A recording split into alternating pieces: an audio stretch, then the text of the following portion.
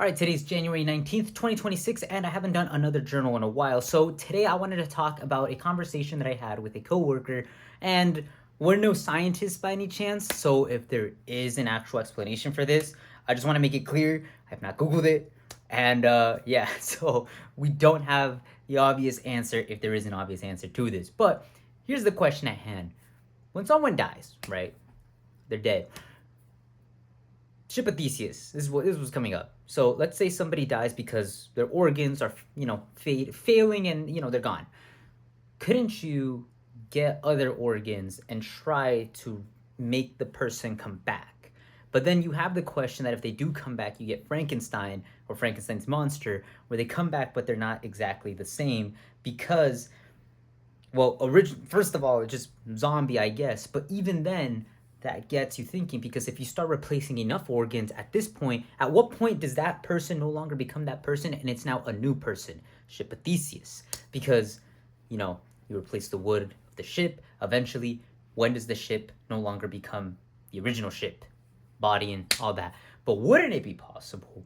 I'm not sure. But that does beg the question. I'm hoping I'm not the first, or I guess I'm hoping we weren't the first people to actually think of that.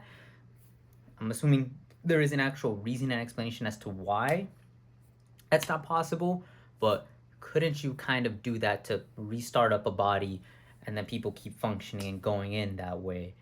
They'd be gone, but then you can turn them back on. And then that gets you last thought then, that gets you thinking, because we obviously have the explanation as to why your muscles move, your bones, your nervous system, brain, heart, lungs, everything. But there's always the conversation about the soul, and if the soul is present as well. Because there has to be something besides your body that's making everything move.